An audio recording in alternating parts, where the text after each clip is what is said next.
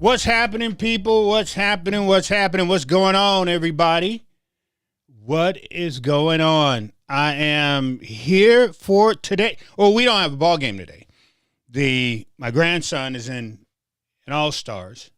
So they literally had a game all last week. So they don't have a game today. They don't have a game tomorrow. But then they've got Wednesday, Thursday, and I think Friday, Saturday, and Sunday. They have literally played more baseball for the All-Stars than they did almost their regular season. Because the regular season was basically rained out pretty much every single night almost. But, hey, people, what's happening? What's going on? What's going on with each and every one of you? I hope you guys have had an outstanding, great week and all of that other stuff that comes along with it. I was going to try to link in with Dexter Taylor because I know Carl had Dexter on somewhere. I know we haven't had a Dexter Taylor. We haven't had a Dexter Taylor moment here in a while, because we've just been so busy with everything. So I haven't had an opportunity to have Dexter on. Usually we have Dexter on Sundays. But with everything that's been going on, I've been busy. Carl's been busy. A couple of things have been happening. I do believe at the prison that Dexter is housed at. So it's been kind of hard to get a hold of him. But we're going to see if we can't get this here thing back on track here, so we can get him on Sundays. But I am trying to figure out if they have him. Not use that clip from him ever again. No worries. There he is. Wrong. I wasn't impressed. And he's talking about a slap on the wrist, which, and it's a little, I get it. It's like he just slapped it together, but it was a great idea. I loved hearing that. It's just his segment in particular, no. But anyway, we'll jump back into that for a little bit, while I address a couple of things that went down that happened off of a tweet that I put out. And what a lot of people missed the boat on this whole thing. So we have one of the tweets that I put out was about there's a couple of kids that was under the age of 18, but over the age of 13,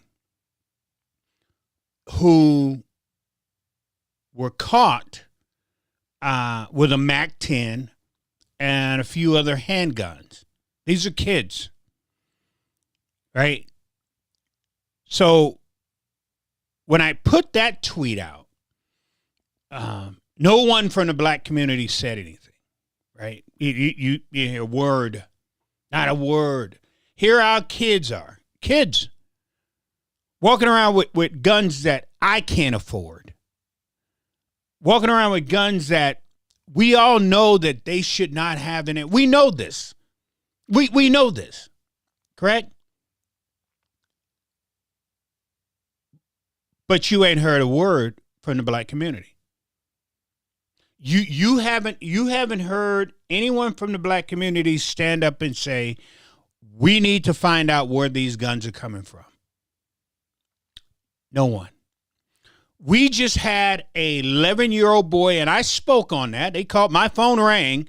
They called me and said, Rev, we need you down at this here conference because you have to speak on this. So I went down there. But you haven't heard anybody else in the black community speak out on that 11-year-old boy who was just walking through the park and he got shot in the head. You haven't heard no one.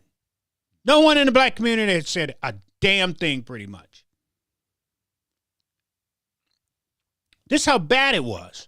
When word got out that this little boy, was 11 years old, was shot in that park, 4 other families showed up thinking that was their kid. That's how bad it is. That's how bad it is but we don't want to talk about it. And if someone do talk about it, they're a coon. This is how we do each other. This is what we do. Then there was a 22-year-old girl was murdered. 23 in the park. Boom Island. So she's murdered. They had to bury her. You know, people showed up. A few people showed up for the balloon release. We released some balloons. We have made the balloon company a fortune because that's what we do now. When black kids die in our communities, we do balloon release. And then once those balloon releases, you don't hear nothing else. You don't hear anything else. That 11-year-old boy was shot in the head, and you ain't heard nobody say anything else. Especially the people who decided that this morning, so when I got up this morning, hold on, let me show you. So when I got up this morning, I got up to this dude calling me a coon. That's what I was, calling me a coon. Everybody's, well, Rev, what's going on? What's going on? And let me say this here too. I thank each and every one of you because a few of y'all was about to go after him, right? And I thank you all for not doing that. Do not engage. I'm going to say it again. If I've got someone coming at me, calling me names, putting me down, I don't want you to say a word. What I just need you to do is sit back and watch how I handle this situation. Because what I do is I like to get them talking. And the more they talk, the more the type of person comes out that they are. And I can sit there and go, this is the reason why I don't want you involved in this thing. I don't want you to say a word to them. Let's just let them talk so you can see exactly what I'm talking about. Exactly what I'm talking about. So the dude calls me a coon. Why? Because I tweeted out some pictures. So if you've ever been to North Minneapolis, and I suggest you go take a look, because I hate telling you things that you can't see yourself, and then other people try to come in and go, well, that's not true. That's why I take pictures now. That's why when I tweet things out, it's what I'm looking at. Because what happened is one other time, I said something was going on, and someone says, no, that didn't happen. And I'm at the prison. So back in the day, there was Alpha. I mean, not Alpha, but what's that pedophile? Anyway, it'll come to me. Let me get back on this here. I'm sorry, I didn't mean to jump off, but. So the pictures that I put out there when I'm walking down Penn Avenue. If people don't know what Penn Avenue is, anywhere from 35th down to 39th or 39th is basically fentanyl alley. You can basically buy any drug at any point in time you want in that area there. People have been shot on 35th, on 36th. People have been killed on 37th, 38th. Where the little boy died when he got shot, the 11-year-old boy who got shot in the head, he died on Penn Avenue.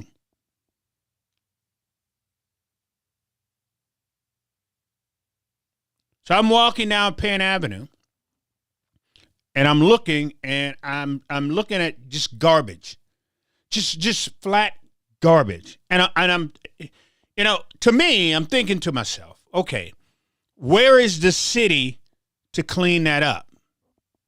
Where is the city to clean that up?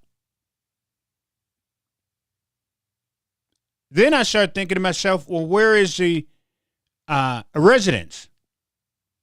Where's the people who live in that area to clean? So I go and I knock on one of the apartments. And I said, why? Make me understand why does this area look like this? And it said, nobody wants to come pick the garbage up. The city don't want to come pick the garbage up. I said, so y'all just leave it like this? Nobody goes out, nobody do it? People was like, we're not doing anything. We're just going to leave it exactly the way that it is. And people live in this area. Because I guess they're mad at the city. So, and the city is like, we don't give a damn because we don't really care about you. So I'm like, wow, this is crazy. So I take a picture and I tweet it out. Right? Going, people shouldn't live like this. Not only did I tweet that out for that reason, but I also did it because, we got people on Twitter who like to ride their bikes around Minneapolis and just show you the white part, where white people live. And they like to use that, and then they turn around and say, well, crime is down because we can sit out in the back of an alley and have dinner, or we can do this and we can do this here, right? But yet, over here, drugs are being sold, kids are being shot, people are being assaulted and robbed, gunfire is going off and going into people's home. Over here, this is all this. But yet, over on the white side, everything is all good. Everything's protected over there. But you go over here where the black people at, and all hell is breaking loose. So I tweeted that to show the difference between the two. So if this dude's going to ride his bike and show you how good it is, I'm going to go walk the street and show you what's going on over here too. What's wrong with that? And because I showed the difference between the two, I showed how this side is living good and this side is living like it's a shithole, like you saw. Oh, I'm a coon now. See, this is what we do. This is what, very reason why black people, why we're where we're at now. This is the reason why the Somali community has literally taken over. Because of what we do to each other. We have always done this. And the Democrats know it. The Democrats know it. The Democrats know that, you know what? Leave black people alone. They're going to ruin themselves, whether it's with rap music, whether it's with abortion, whether it's with guns, whether it's with drugs, whether it's with the hate between each other. Dude didn't come on and say, Rev, well, I heard you spoke out they called you and you had to go down and speak at the press conference for the living. Didn't say that. Didn't say, hey, Rev, I remember back in when those 3 babies were shot and you raised all that money for those 3 babies' family. Didn't say that. Didn't say that, oh, Rev, the liquor store, and here you are fighting to get this liquor store closed, and you got gang members coming up threatening you. He didn't say that. He didn't say, oh, well, the bus stop that's right in front of the liquor store, Rev, I heard about you getting that moved so nobody will get it. Didn't say that. Didn't say, Rev, I heard that you housed a woman who was being abused by her husband, a black woman, until that family came down and you helped them out. Didn't say that. Didn't say, Rev, I heard about the shoe drive that you had, the coats and things that you gave the kids in the community. I heard about the food that you brought in that came out of your church. Didn't say that. He called me a coon.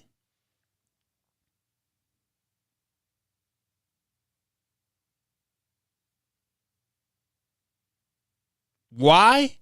Because I pointed the fact out that our community is treated different than the other community, that our community is being dogged out and the other community isn't.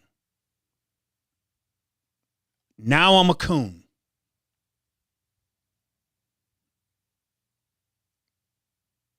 This is what I'm talking about. This is the very reason why I sit and I say, we are in trouble. We are in trouble. And the problem about that is we don't want to talk about it. And we don't want to do anybody, the dude who called me a coon, he's here, come and find out, he's here in Minneapolis, in Minnesota. Why isn't he walking down there? Why isn't he down there working? Why isn't he down there cleaning the garbage up? Then I had some other little girl. Hold on. This one cracked me up. Then I had this other little girl. Here she is right here. Wanna literally try to call me out. She has zero clue who I am. She has zero clue what I do. But yet, I got her all up in my all on my page, trying to tell me what I do and what I don't do. But then I invited her. I said, okay, watch this here. I work with a group of kids.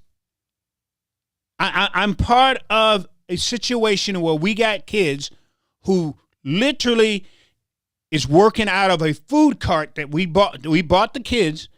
All that money goes back to the kids to help them go on trips and things of that sort. We need help. I asked her to come help me. Oh, she had every reason in the book. Every reason in the book why she couldn't come out and hang out and help. Then I said, okay, on Mondays, we have prayer in the park at 12 o'clock at Fairview Park. And then we have a meeting to try to figure out what we're going to do in the community for that week, how we're going to try to make a difference. I asked her to be a part of that. Oh, she had a reason why not. She couldn't do that. Then I said, okay, all right. I hold on. I said, I got something else for you. Right? I said, on Saturday, here she is right here. I said on Saturday, she said, practice what you preach. Feel this person right here. So on Saturday, she said, thank you for representing yourself by taking some action. And said, practice what you preach, right? So she said a couple other things. Look at Mark. But she said a couple of you can go to my page. If you followed me today, you can go to my page and read some of the stuff that she was saying. You can go to my page and read some of the stuff that she was saying. To me, it was a joke because these are the very people who don't want to be a part and do what's right for our community. These are the type people who try to shut down people like me, who want to speak out on the things that we're not doing, on the men that are not doing their job in our community, on women who are having 8, 9 babies by these men who are not doing their job in their communities. Hello, let's tell the truth. But if I say that, oh, I'm being a coon. I'm saying all of that to make y'all happy. No, I'm not saying that to make y'all happy. I'm saying that because I got the opportunity to say it. I've got every right to say it. If I'm in the community busting my ass, doing the things that I'm doing, I've got every right to say whatever I want. And until feel free want to step up and come from behind the computer. See, and this is another thing that cracks me up about these people.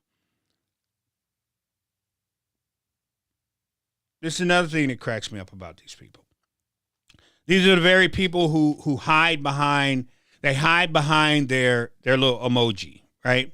So like the dude who called me a coon, right? No, you don't see his face. He ain't got his face out there, right? But they hide behind their get up. Here we go. So there you go, right there. He said, "This coon is talking down on black people to get white approval." This coon. Why? Because I put out that. I'm a coon. This is black folks. This is what we do to each other. To get white folks' approval. Really? Really? I didn't know showing how Democrats showing how Democrats treat black people make you a coon. Okay? So if I'm a coon, then the city council member whose district this is, they're black. So they should be called a coon. The senator whose district this is, he's black. So he should be called a coon. Because they allow black people, they allow black people to live like that. They allow black people to live like that. So what? So they are not the coons? They allow black people to live like that. They allow this garbage. They allow little black kids to run through this here garbage. But because I open up people's eyes and tell the truth, this coon. So I'm a coon now. No, this is what black people do to each other. This is why we are in the situations we're in right now. This is why our 14, 15, and 16-year-old boys are running around with Glocks and all this here. This is why our kids are shooting each other. Because we can't come together as black folks. This situation pissed me off. I was very, very mad. I was very, very upset. And I did. Yes, I did. I've emailed the city council member who is responsible for this area. I've made phone calls. But instead of him fresh going, "Wow, Rev, let's make some calls on this, Rev. Let's talk to the people who are in charge of this, Rev." Instead of him doing that, this is what he says. It's what black people do to each other. It's what I've been telling you. This is what I've been saying.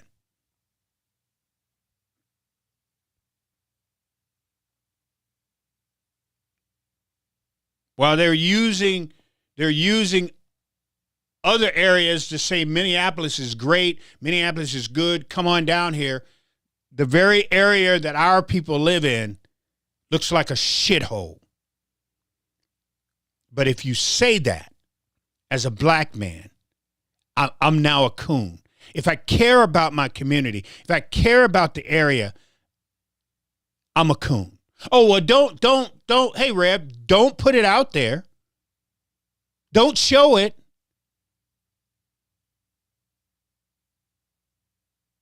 If I don't show it, how are you going to see it?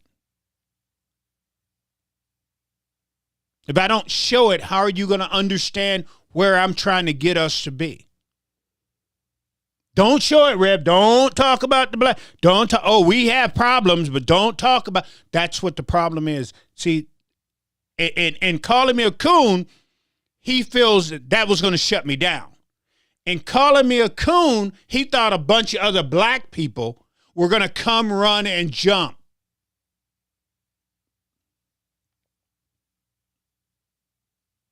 They were going to just jump all over me. That's what he was hoping for. That's why he put it out here the way he did. But it's funny how when I again, like I said, when I posted the picture of the guns that the black kids had, I got no response from him. When I talked about the 11-year-old boy that was shot in the head, when I even sent him me at the press conference and what I said, I heard nothing from him.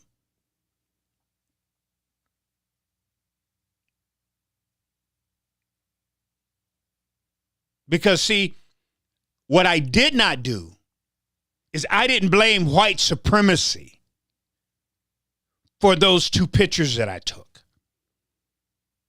What I didn't do, I didn't play victim, because that's the way I should have done it. Had I played victim, if I would have blamed the white man and white supremacy for those two pictures I took and I posted, he wouldn't have said a damn thing. Not one word he would have said. She wouldn't have said a damn thing.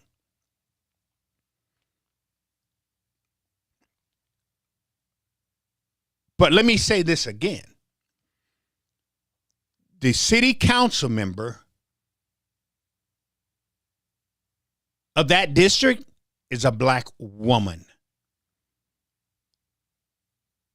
The senator of that whole district is a black man.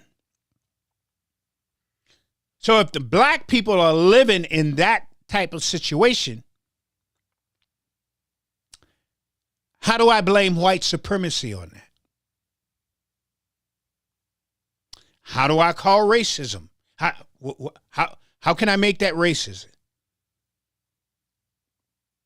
That's what I was supposed to do. Right? That's what I was supposed to do. And because I did not do it, I am now a coon. Because I didn't blame somebody else for the hellhole that people are living in.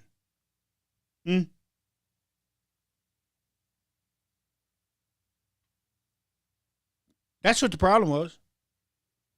You don't believe me? Look, I'll show you something. So this dude, Derek, watch this. So this dude, Derek, hits my post up and he said, have you all ever been to a trailer park in the middle of nowhere? So because black people live like that, I'm supposed to blame white people living in a trailer park?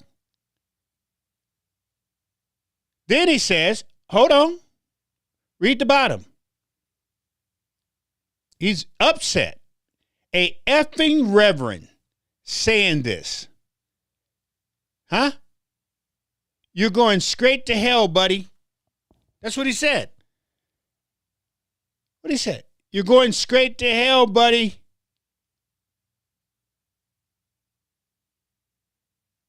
All because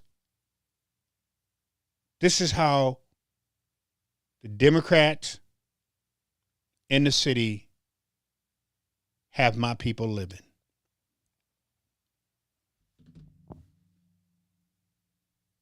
That whole hubbub today was because I couldn't find a way to satisfy them to say white supremacy did that.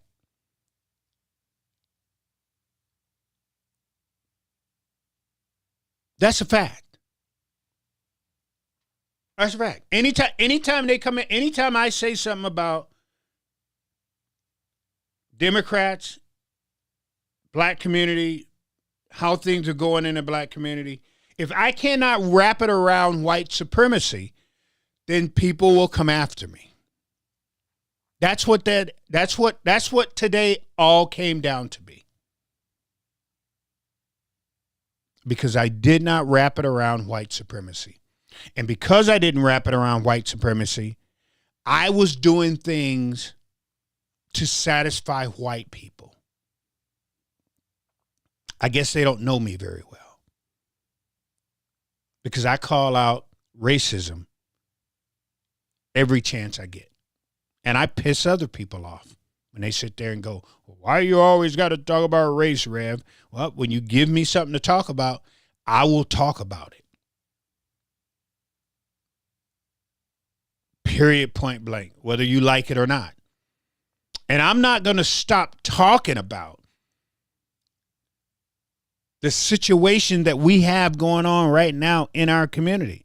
We are stagnant. And it's going to get worse. If these white liberals, let me make sure y'all understand what I said. And I've made myself as clear as I possibly can. And I told y'all, I'll go back in history. I'll go back in history and I told y'all, if the police breaks in Minneapolis, you're not going to be able to control a lot of things that's going on in the burbs. I said that way before George Floyd. I said that way before COVID hit and we couldn't. I said that way before they started talking about defunding the police.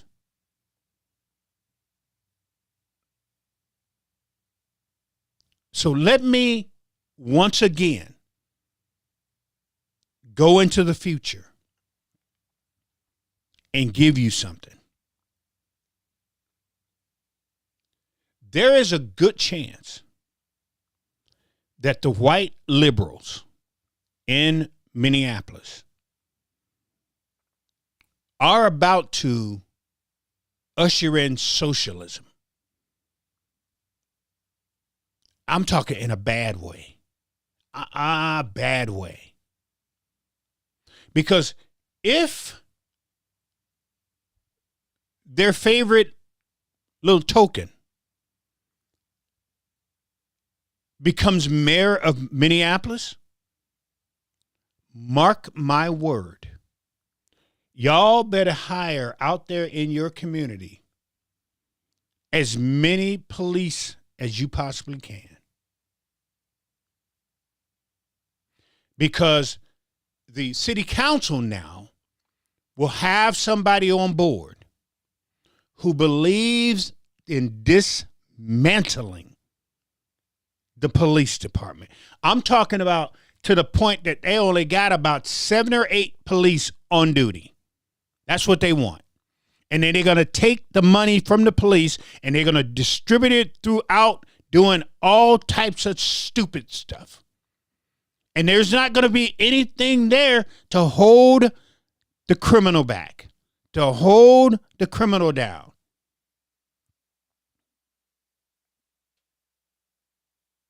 Y'all need to wake up. Know how y'all love to run around and talk about woke? Y'all need to get woke. Really woke. Y'all need to get what the word woke really, not niggas. That's what you think it means. That's not what it means. I'm telling you what woke means. Woke is when your eyes get open and you start hearing the truth. Right? Woke is what my grandparents would tell us when we would go to the store. If the truck stops, you run to the field. If the truck is coming down the road, you go to the ditch. Those was our rules when we would walk to the corner store. Because white men in trucks would try to hit us. True story. Shelby County, Millington, Tennessee. Look it up. I have no reason to tell you no to. That's exactly what the rules was on the way to the store. If the truck stops, you run to the field. When the truck is coming, you run to the ditch. That's being woke. Understanding that there's a chance that something could hurt you. I'm telling y'all right now, you need to be woke. Understanding that if Minneapolis go the way that I think it's going to go, and they usher in what I feel they're going to usher in,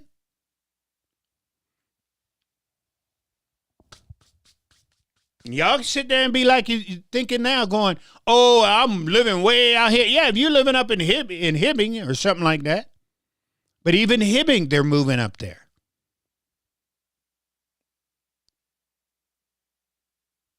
Eden Prairie, St. Louis Park, Hopkins, Burnsville, Llano Lakes.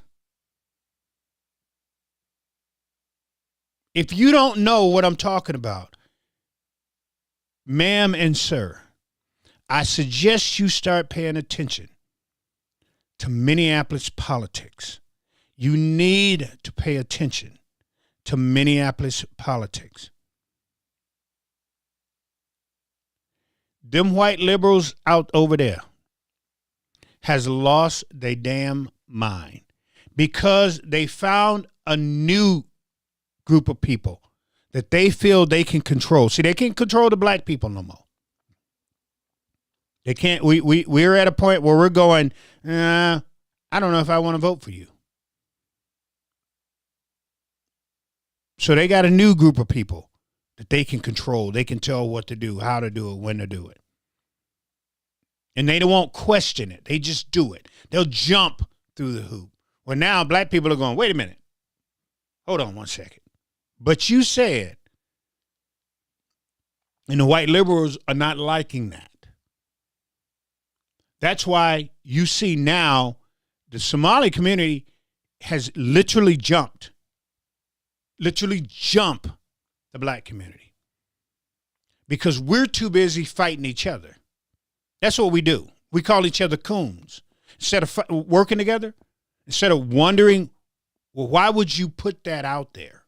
Why? What's your reason behind? What message are you trying to get out there, Rev, so everybody can see? Instead of asking that question, it's easy for me to come on here and call another black person a coon and watch everybody else jump us than to work with me and understand what my message was with putting those two pictures out. We don't want to understand. We would rather fight each other because we don't know how to work together. We don't know how to work together. We don't. That's why a lot of things I do on my own. I don't ask nobody. I don't ask no other person to come and help because I don't have time to be arguing. The last time I did that, if you were with me when I first came on the Twitter, the first time when I was on Twitter, I had somebody with me. True story. If you've been around with me long enough, you go, oh, I remember that, even though it was years ago. This is a true story. So I got with this guy when we first started out, right? We had this is everything that he and I had together. We had put together a podcast. We had put together African American Heritage Gun Club. We had put together a 501(c) Shepherd's Works. So we had and a few other things, but mainly those three things are what we was riding with. And we was very, very successful in all three things. I mean, we were like on top. We were doing our recordings at all our recordings we was doing at the station in St. Louis Park. Same place at iHeartRadio. Our recordings, Walter Hudson. You ask Walter Hudson. He'll tell you Walter will tell you the same story. Watch this. So Walter Hudson, and like I said, I always thank Walter for what Walter had done for us. Because if it wasn't for Walter, I wouldn't be here, I believe, if it wasn't for Walter Hudson. Because Walter Hudson actually is the one that basically put the fire up under us and starts going, let's go, man.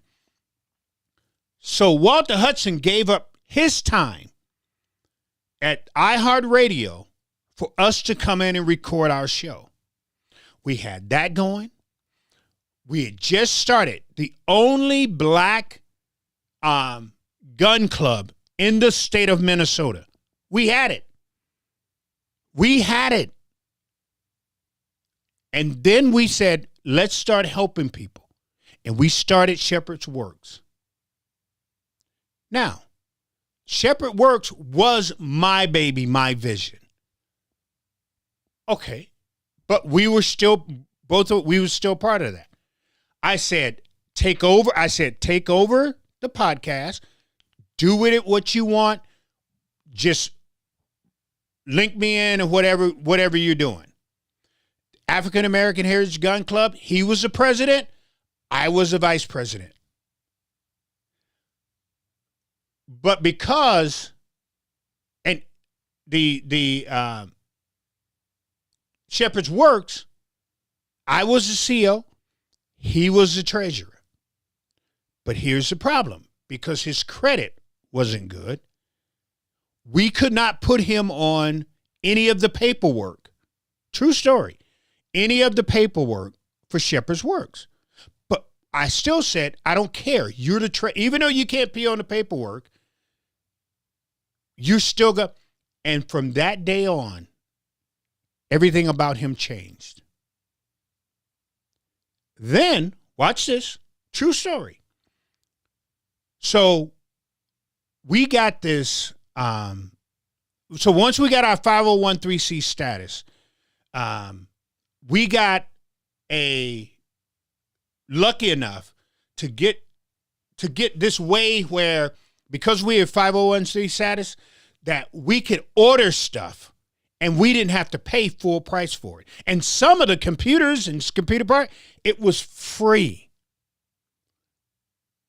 We gave him thumbs up. Dude, that's cool. Just let us know. So my wife can write it down so we can keep track of this stuff just in case the state comes after us. We have to let them know. He messed up. And he sent an email to the wrong email.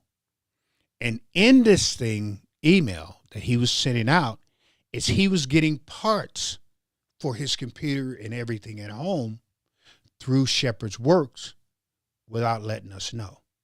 He was getting free stuff for computers and all of this here for his other business, and he did not let us know. And this stuff would come back on me. If they had audited said something, they come looking at me going, hey, Rev, what is this here? And I'm going, hey, I have no clue, because I really wasn't into what he was actually doing. In my backyard, he and I was that close to coming to blows. That close. Because I called him on him being a thief.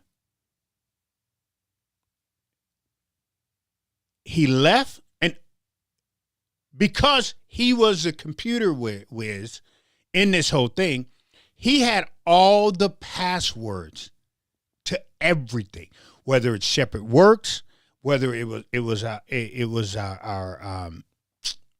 cash on hand, whether it was the podcast, Black Minds Unchained, whether it was the African American Heritage Council. He had all the passwords. He literally got down the street from my house and he changed every password. I'm not kidding you. True story. I had to pay him. I had to pay him to get the passwords back for Shepherd's Works. For my own, because he did the website, he built the website, he did everything to the website. I had to pay him to get the passwords for these websites after he tried to steal from, I kid you not. I kid you not. And from that point on, I said, I will never work with nobody. You will not become part of what no, hold on. I will go and work with people. That's what I do. So I go work, but you can't come in. Because I'm just not doing that anymore. But what I'm saying is, if you go back 3 years, 3 years, and like I told him, just think where we would have been. Everything we had together. Everything we was building together. All because you want to be greedy.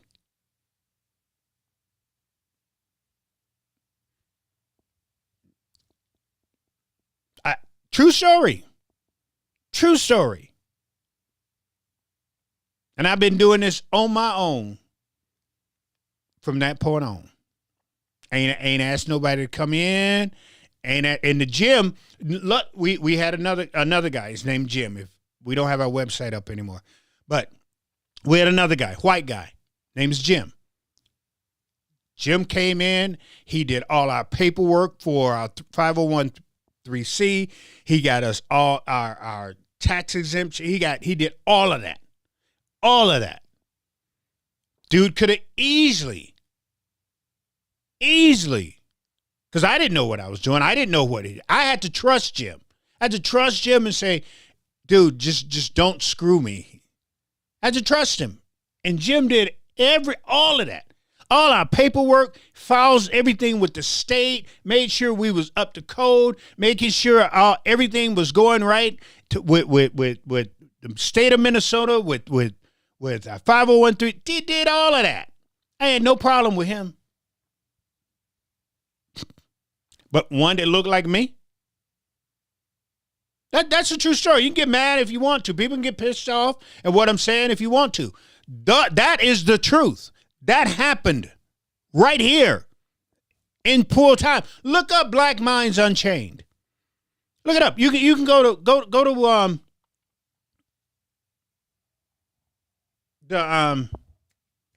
YouTube. Go to YouTube and look it up. Black Minds Unchained. That was our website. That was our podcast. Go look it up. Black Minds Unchained. Type it in your computer. So when we're done, you can go and listen to some of the episodes that we did. We was rolling, man. We were rolling. We would have been, if we would have been, he and I would have been together and done the things that we would have been bigger than I am now. We would have been bigger than I am now. But look it up. Black Minds Unchained. That's what it was called.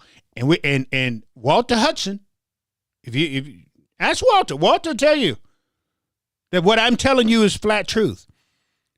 Walter Hudson helped us come up with that name.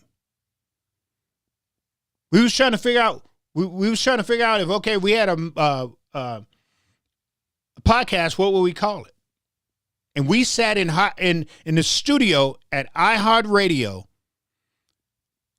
and came up with that name and started recording that night. That's true. A matter of fact, I can show you something. Hold on. Hold on 1 second. Let me show you something. Black Minds Unchained starts in 5, 4, 3, 2, 1. That was our. I still have the intro. I still have the intro on my Rogue. That was our intro. I still have it after all this time. Never going to get rid of it. But that, hold on. Black Minds Unchained starts in 5, 4, 3, 2, 1. That's the intro to Black Minds Unchained. Right there. Right there. So, I say all of that to say this here. I'm not out to get approval from white people. That's not what I'm about. I'm about opening up eyes of black folks.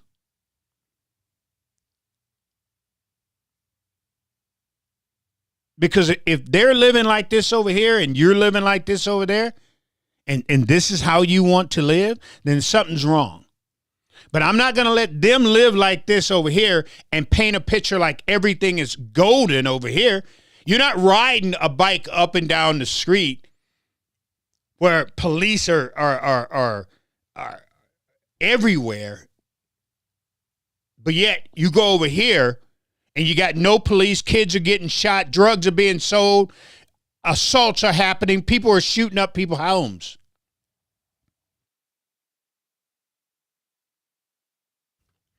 And when I point it out, I'm called a coon for pointing out that babies can't play, 11-year-olds can't play in their parks without being shot. But I'm a coon for pointing that out. See, this is what I'm telling y'all. We are in so much trouble. It's going to be a while before it is. It is. It is. And by the time we finally get our act together, we're going to be so far behind. So it's like, because it just blows my mind how in less than 5 years, another group of people can come to the United States and get together and pool their resources together and literally leapfrog over black folks in the state of Minnesota. I don't know how it is in your state. I have zero clue. But this is what I know about Minnesota. They have leapfrogged. They got more people in city council. They got more people in the Senate. And they got more people in House of Representatives than black people. They got more people on school boards than black folks. They got more people at matter of fact, we don't have, yeah, we do. 1, 2. So we got Brooklyn Park and St. Paul, black mayors. And they got so far 1, and we're going to see how they do in Edina and Minneapolis. So they could have 3, and we only have 2.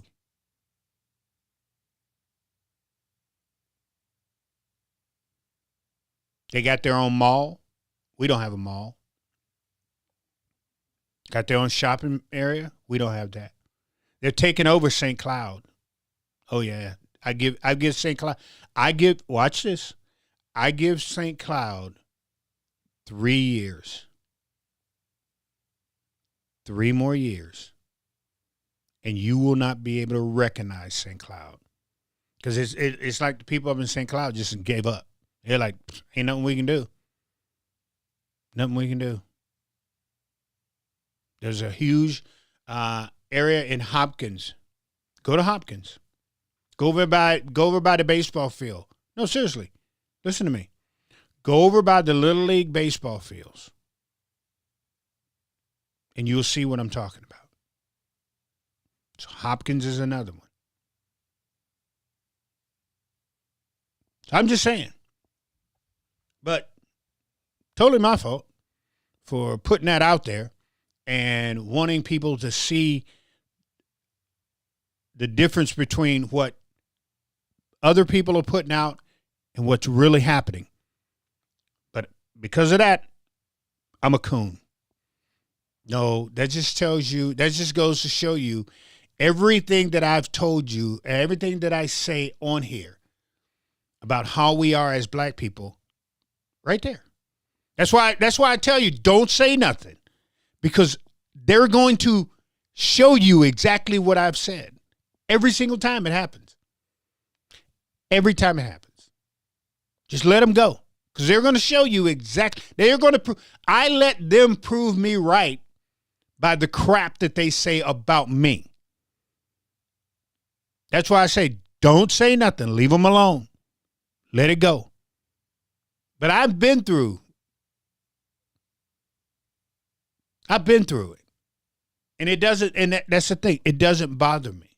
That's why, what's her name? Susie said today, I don't know how you can do. No, because I've already been through that. I've dealt with people like that. So they don't hurt my feelings. When people call me names, it really, seriously, it doesn't, it just shows what you're doing is proving my point. And I love when people prove my point, because then I can show people going, see, exactly what I'm telling you. Right? Did I not just say that?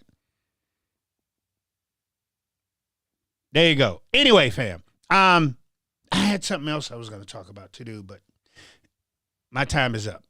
It's 8:00. Even though I got 2 minutes left, I started at 7:02. I watched it. But anyway, fam, I'm going to see if I can't get Dexter Taylor on for Sunday. And hopefully he and we can chop it up, because we got a lot to talk about. I have not talked to Dexter in a while. Those who don't know who Dexter Taylor is, he is the man that is sitting in prison right now in New York because he put together a firearm, and the state of New York said, dude, you got to pay us for every one of those guns you put together, which, it's totally a lie. But they put him in prison for 10 years. 10 years.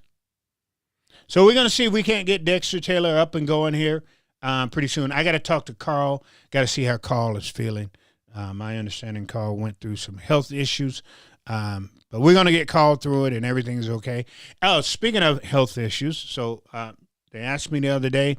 Once again, I just have to say thank each and every one of you for your thoughts and your prayers. Appreciate you. I don't know if you all saw the news report. My wife and I was on the news.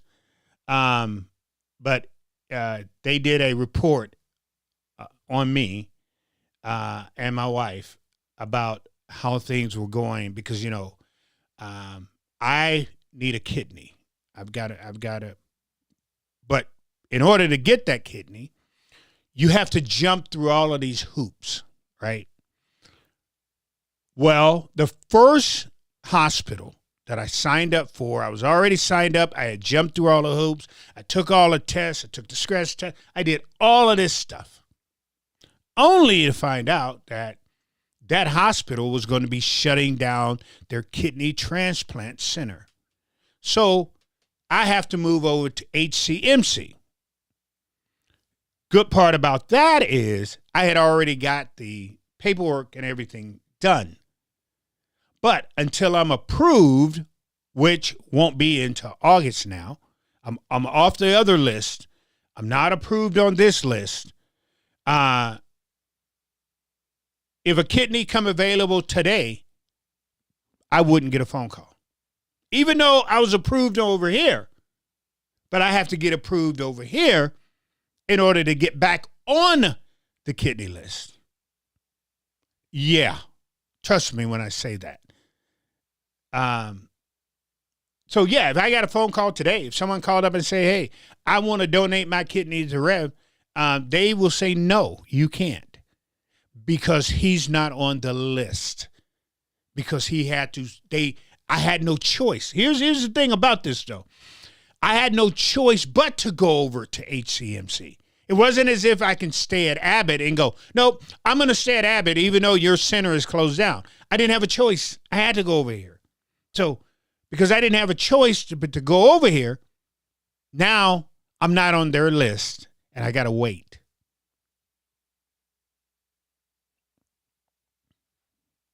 Tell y'all, please take care of yourself. Listen to me.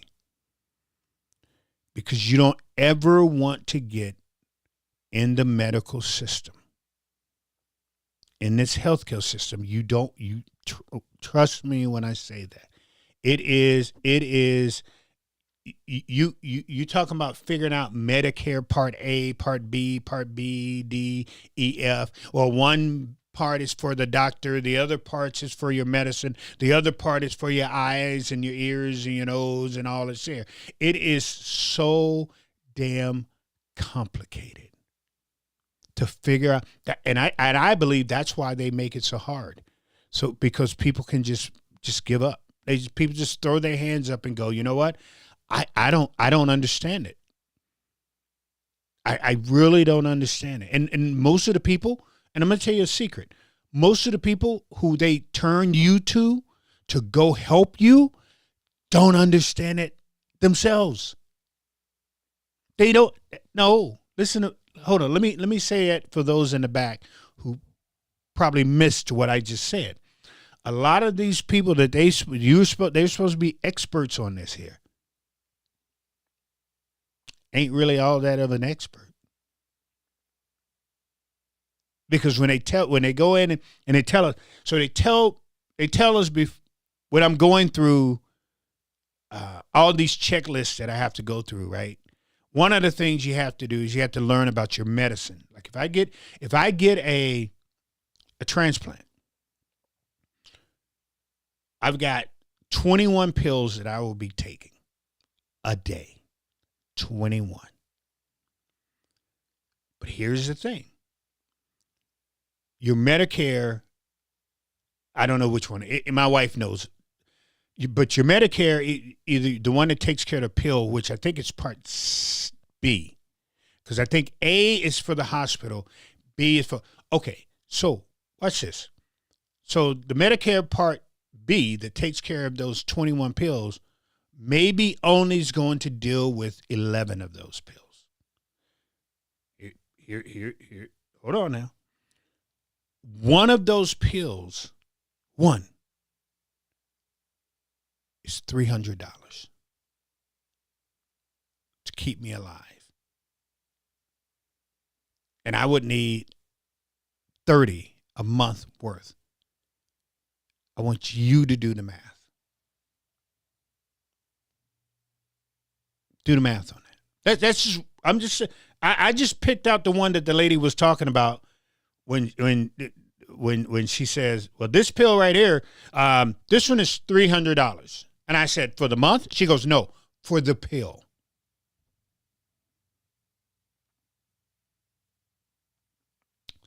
Here's the thing about that $300 pill. And y'all know what I'm about to say, right? It's not covered.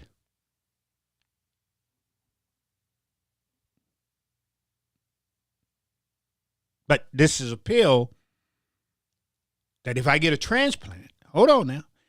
So it's a pill that if I get a transplant, to keep my body from rejecting that kidney, I need that pill.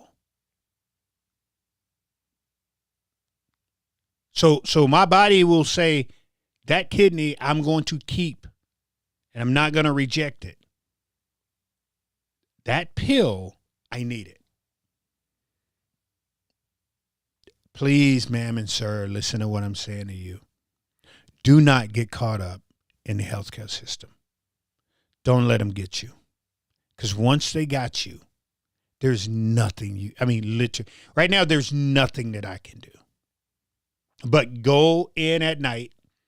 I would show you, but y'all would go, ew, that's gross, Rev. But I have a plastic tube coming out of my stomach right now.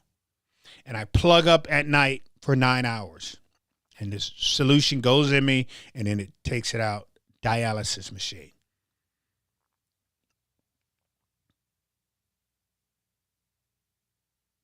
You know how much that costs a month? I should have brought the bill down and showed you. $111,000 a month for the machine, the 2 solution bags, and all the equipment that I got to make this thing happen.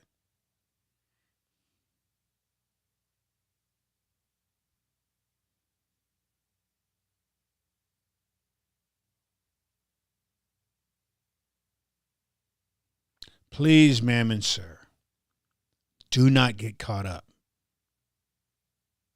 in the healthcare system. Please don't do it until you get old enough to where, all of this here stuff can you can figure all of this stuff out. But right now, it's not worth it, because you're going to get. Anyway, I was reading somebody put something on my thing here. Anyway, bam, hey, we're done. I am finished. More than likely, I will be back on Friday. I know we have a game on Wednesday, and I think Wednesday, Thursday, Saturday, Sunday, and I don't know if the kids are going to be done. If they make it to districts, that's going to be awesome. But if not, I will more than likely try to get, like I said, I'm going to try to get Dexter Taylor on for Sunday. If not, hey, y'all be good to each other, be good to yourself, and realize and understand that we serve a God, a mighty God, that no matter what goes on, and that's what everybody would sit there and go, well, how are you going through this? Because I got God on my side.